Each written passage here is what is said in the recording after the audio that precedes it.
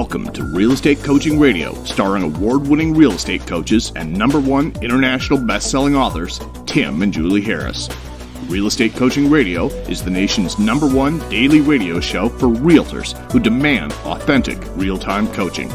Get ready for fluff-free, unfiltered, full-strength honesty about what's truly working to get you into action, helping others, and making money now in today's real estate market. Now to our hosts, Tim and Julie Harris. 3, 2, 1, and we're back. Julie Harris. Yes. It is March the 16th. Indeed. And we are continuing our topic, the Introvert's Guide to Being a Real Estate Rock Star. In fact, even if you are the most introverted person ever, you can be a real estate rock star, and we're here to show you how. And before you get to your first point, and I know we have to make a slightly abbreviated show today, and we shall. Yep. I wanted to let all of you know that, as promised, we have a new something for you guys. And we are going to be doing a webinar that's going to happen probably once or twice a week. It's going to be an interview of top producing agents and what they're doing to make money in this market. And all of you are invited. And here's all you have to do. Just text the word Harris, Harris. Text the word Harris, Harris to 855-685-1045. Text the word Harris, Harris to 855-685-1045. And when you do, we're going to text you back a link and you can join, you can register for this upcoming webinar. And I'm interviewing 7 different top producing agents. And if you guys want to know how you not just succeed short-term, but succeed long-term, in some cases decades, and become some of the most successful agents in the nation. These are all coaching clients. Please go ahead and text us directly. Text directly to Harris, and just text Harris, Harris, to 855-685-1045. All right, Julie. Yes, so yesterday, if you missed yesterday's podcast, we started this topic, the Introvert's Guide to Being a Real Estate Rock Star. And we laid some groundwork having you realize that there are very successful people, presidents, actors, actresses, etc., who cover all of the bases in terms of extrovert or introvert and what degree of each. So if you missed it, get caught up from yesterday's podcast. And we went over to point number 1 and 2, which I'm just going to state those, and then we'll start today with number 3. Number 1 was have confidence in the person you are. Number 2 was use scripts that don't sound like scripts. And we had a great discussion about both of those topics. Point number 3, this is specific to introverts. Recharge your mental, emotional, and spiritual batteries every day. What makes you tick? Because you see, introverts are rejuvenated by quiet, dedicated time to themselves. This could be a walk, meditating, biking, swimming, just reading for 20 minutes. Refill the cup. I've had introverts that are not good at this, and they'll just disappear on you for like 2 weeks. Oh, completely. It's like they hit the wall, and they have to go refill the cup. And it's so severe because they haven't been keeping an eye on themselves that they just kind of check out. And then, like, some of these have been coaching clients. You call to talk to them on their coaching call, and their voicemail's full. So they're not just checking out of, like, their lead follow-up. They're kind of checking out of everything. And I just want you guys to be monitoring that and refilling the cup daily so that you don't have those experiences where you have a little meltdown. And introverts, you guys know how to hack your own, desire to be introverted. You can't not make yourself want to be introverted. You have to give yourself that time to be introverted, and don't feel selfish about it. You're spreading yourself too thin. Your chances are you're going to become less effective. It does take more concerted effort as an introvert, and you're listening to one now, so is Julie, to be extroverted. And you, by the way, to be successful in life, you definitely are going to have to be versatile. But at the end of the day, knowing an extrovert doesn't require as much energy to be obviously themselves, or as an extrovert or as an introvert is going to have to be. So with Julie and I will go on long walks. We do that every day. We do that to decompress. We do our Sunday podcast, which is kind of fun and irreverent. Julie and I will listen to a lot of books, listen to a lot of podcasts. We've got these new e-bikes that are fun that we go on, mountain bike rides on. Things that are not going to involve talking with anybody else is really the bottom line. That's a good way to put it. Yes, indeed. And in fact, point number 3 was recharge your mental, emotional, and spiritual batteries every day, because point number 4 is act as if you're an extrovert without losing yourself. In other words, become more versatile. Who do you know that has positive and outgoing traits and is well respected? Begin to blend your natural tendencies with a few other traits that will increase your versatility. This isn't to say that you should be fake. In fact, you might find that you actually have some latent outgoing traits already within you. You just haven't been practicing them. Well, you might be an extrovert amongst all your introverted friends. I am. Yeah, Julie was. I mean, That's so definitely. funny. Yeah. Especially my music geek friends. Everybody thought I was like the biggest extrovert just because I like wore colors. Well, just because they prefer to stay under their staircases, Yeah, basically. exactly. But because you wore colors, right. that is true. Yeah. So research has shown from different professors and psychologists that study this stuff that introverts who act like extroverts by being, for example, more sociable, talkative, energetic, and enthusiastic than they naturally are, they actually see their happiness increase. This is likely because of the positive feedback that they're getting, perhaps for some of them, the first time that they've gotten that. But the positive feedback they get from their peers. But it also might be because they're becoming more comfortable in the company of other outgoing types. Right. I remember I've got a friend in California, Laura Lee, who's she's an interesting combination because she's pretty detailed and pretty analytical, but she is very much naturally an extrovert. So I think one of the reasons we're friends is because we're a good balance to each other.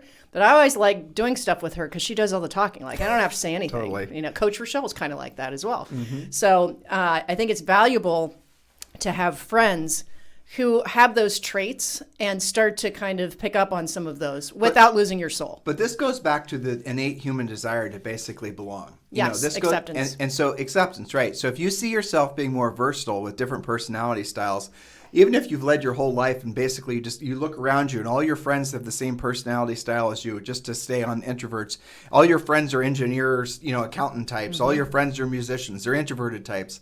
And you're going to find that you have essentially chosen, maybe without knowing it, to alienate yourself from all the other different relationships and the beautiful number of different varieties of human personalities that there are out there. And if you give yourself permission to be okay with, even if you're coming to this epiphany late in life, it's perfectly fine. But now that you have this, just tap into that feeling. And it said you feel less depressed when you have more versatility. Well, it's obvious the reason why. It's because as an introverts, generally speaking, don't want to be around other people, including even other introverts. So they spend less time around people, and all of us need to spend time around people because it makes us actually feel more connected and more alive. When you look at longevity of life, one of the constant themes is that people stay attached and have lots of friends, and they have a strong group of friends around them. People that are married for a long period of time have a tendency to live longer. People, again, who have a lot of friends have a tendency to live for a long period of time. They are, guess what, less depressed. And so introverts, if you're finding yourself, spending more time by yourself alone or just with other introverts, this is your opportunity to realize not only are you leaving potential business opportunity on the table, but you're also leaving opportunities for you to have a richer, fuller life on the table. That's right. And in business, if you find yourself saying things either out loud or to yourself, like, well, I just didn't hit it off with that prospect, I'm not feeling it, that is an indication that you lack versatility. And it's definitely something to work on, because if you only work with people that are just like you, that might be like 10% of the population, and you're just not feeling it with everybody else. That's being lazy. And it's so we can just stay on this because it is an interesting thing, because you and I have thought about this pretty intensely, right? Mm-hmm. And studied this for the book that you're reading, our own book, Harris Rules. Introvert personality types even have a tendency, and again, it's pseudoscience, just keep all this in mind, but analyticals in particular and drivers in particular have a tendency to live around each other. And so if you're showing houses and you drive into a neighborhood, and this is always kind of, you guys will all laugh from this. You're showing houses, you drive in a neighborhood, and all you see everywhere is plastic kid stuff everywhere, backyards, all these, just children everywhere. There's a really good chance that is not a neighborhood that has very many analyticals or drivers living in it, because the disorderly nature of most of most of those people live would drive an analytical and a driver person nuts. Why are you laughing? Because it reminds me of a neighborhood that you and I like and have lots of friends in here, but we're always like, can't do it. Yeah. Can't do it. It's just too much all the time. You can't be surrounded by it. It's called Dorado Beach East. And every time we walk through it, we're like, it's too people-y. It's way too people. That's what we say. And it's beautiful. There's lots of, beautiful ponds, and Zoe likes to take gymnastics over there. But and we know people constantly trip across friends constantly, but it's like after we're done with our walk, we're like, oh God, I need to have a break. Too many conversations. And then I was thinking about, I wonder whether, the new neighborhood that's got more hard lines and modern architecture, Totally. the enclave, like that's more of kind of a like Analytical an driver. Analytical driver neighborhood. Right. You can tell by looking at it. But Isn't you that can. funny? You really can. Yeah. And like if you think about, for example, let's just say a neighborhood that's attracting driver types.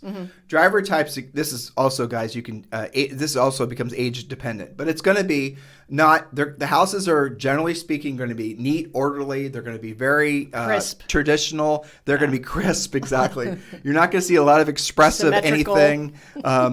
I mean, I picture, for example, like, modern neighborhood. You're generally speaking, you guys get the gist of it, right? You can almost, as I described, like a modern house with real, it's white, it's gray, and it's got real, very little landscaping or adornments, or there's certainly no kid stuff in the yard. Don't you just automatically start feeling the vibe of the person that lives in that house? Yes, and so here's the mistake. Here's how you do use this pseudoscience, definitely not real science. Just this is more of like, it should just be called observing how people are different than you. Yes. So let's say that you are along the lines of really liking that modern, clutter-free, real crisp-looking home. That's kind of how you are, and maybe how your office is, how you dress, what you drive.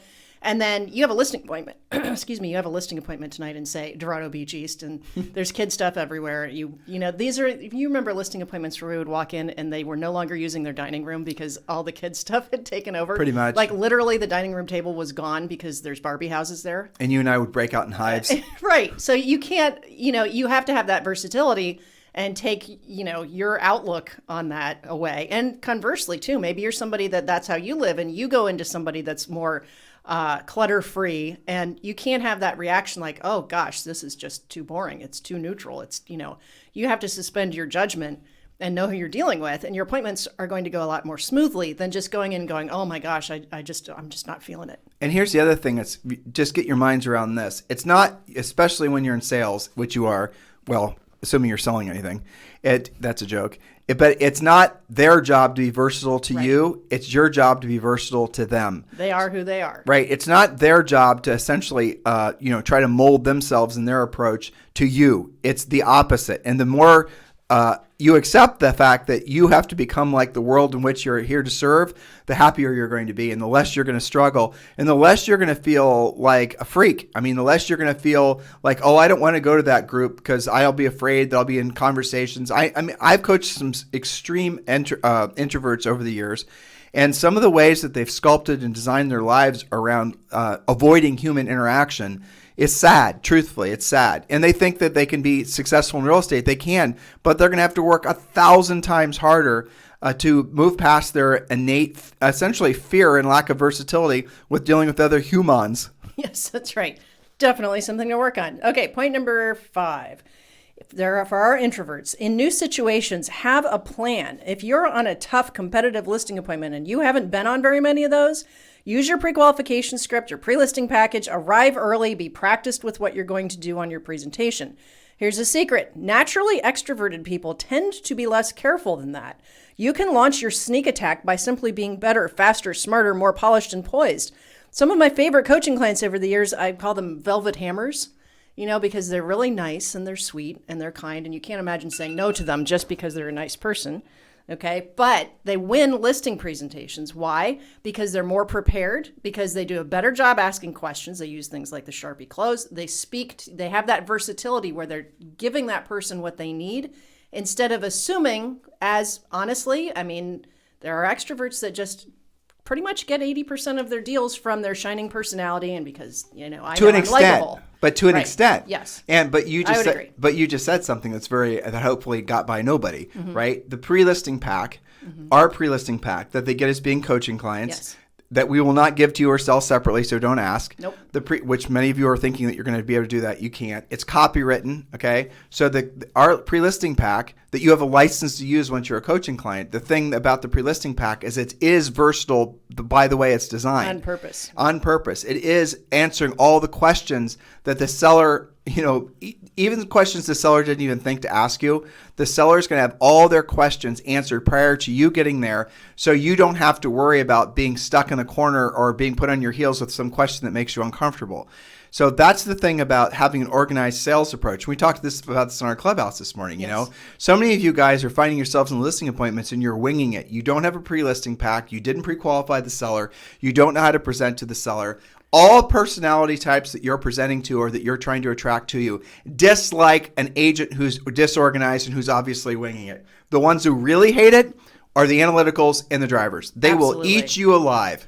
And they're going to look for reasons to not, you will have an instant reaction of distrust from either of those two personality styles unless you basically are willing to be having a professional approach. Now, you might be able to befriend the amiable sort, and maybe they'll just list with you because they like you, and maybe even so with the expressive. But that's still rolling the dice. That's still rolling the dice. You don't necessarily know how it's going to go, and even who the decision maker is, right. Especially if you don't use a pre-qualification script. But this is also the exact reason why agents who wing it like that, even if they're, have their act together, they look great, they have a nice personality, but they're winging it. This is why they report back that they have a hard time closing. Right. Okay. Because what is the definition of to close? The closing is a logical ending to a great presentation. If you don't have a great presentation, the close will always be awkward. And that's why you find yourself walking out the front door saying, well, I'll follow up with you. Yep. Instead of I'll put a sign in the yard. And then somebody who's trained, one of our coaching clients, is going to go in on that listing appointment after you and get the listing away from you because you weren't a professional. Like on the clubhouse this morning, very nice guy was asking, essentially a new agent was trying to put all the pieces together on his own. Yes. And it's so, honestly, it makes no sense to me. If I wanted to basically learn, if I wanted to drive from here to even the other side of Puerto Rico, right? Yeah. I'm not going to go and wing it. I'm going to turn navigation on. Yeah. I'm going to use, some sort of app to get me there. And yet somehow some of you guys think you're going to magically find yourselves in real estate and you're going to be able to, from your zero previous experience in any business or, sales backgrounds, you're going to be able to wing it to the point where you're going to fool sellers or even buyers to a certain extent to want to do business with you. You wonder why so many agents, like basically every agent fails with it. It's a shocking number, 90% or something within 24 months or less. That's why. Because they don't have a professional approach. Because they pick off the lowest hanging apples on their leads tree. They get licensed and it turns out they know 3 people. They do 3 deals. They spend it after that. They do really dumb stuff like spending it on buying leads. Don't worry, I'm not going to get on my soapbox. Yeah. And then they have no profit. Then they spend money. They go into debt to buy more leads and do more dumb stuff. And then within 24 months or less, they're out of the business. Now, why is that? Because they never took a professional approach. They never learned to obviously be versatile and learn and to adapt to the other personality styles. That's a big part of it. But ultimately, even if you conceptually get the understanding of being versatile and the importance of that, if you don't have a professional approach, you're not going to make any money. That's it. And I don't understand why agents sometimes they act like they're entitled to success despite the fact that they've really done nothing other than show up. That's right. I don't understand it either, other than that. They don't teach you this stuff in real estate school, and there's no requirement of brokers to give you any education or office managers, and they can be surrounded by, I'll give you a perfect example of this because I can only spend like 5 minutes a day looking at the agent stuff that gets posted. She meets on the Facebook groups. Oh my gosh. Somebody posted something going sideways on a deal. And there was like all of these opinions I kid you not, giving legal advice. Okay. Oh my gosh. And I was scanning through and I'm going, there's like violation after violation here of you guys giving each other legal advice. And a lot of it was not even sound in our experience. Okay. And only a few people said, ask your broker. And other people said, ask an attorney. But I mean, it's mind blowing how lack of education there is out there. So I think some of it's their fault for being assumptive. To your point, they feel entitled to just win every time.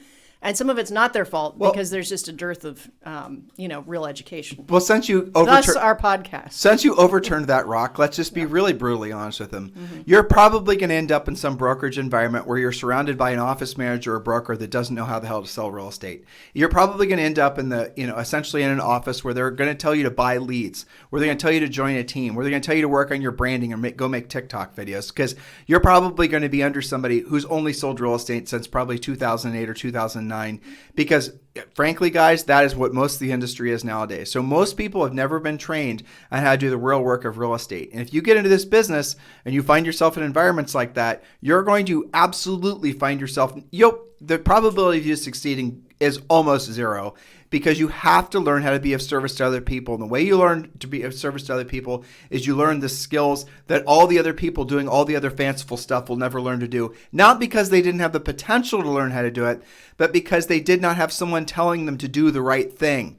Ultimately, what you guys want, where you're going to be happiest in life, is when you're of service to other people. That's when you're happiest. That's when all of us are happiest. That's the reason you want to be more versatile, so that you can essentially be of service to more people. But you have not earned the right to be of service to more people until you have the skill sets that those people need to solve their problem, which in your case is buying or selling real estate. Yes, well, and to your point about our very nice listener, caller, whatever you want to call Clubhouse person this morning, the great thing is that so many people have the ambition and the desire that if that's you and you have that kind of enthusiasm and you add any level of skill to it, to the point where you can earn while you learn, because every appointment you go on adds to your education, it gets them into action and they can get success fairly quickly with that sprinkling of skill set. But you can't just, hang out planning on, just using your sparkling personality every time. Sometimes you win and sometimes you lose. And one of the things that drives me crazy is that, there's brokers and office managers that say, well, you should expect 50% success. That's normal.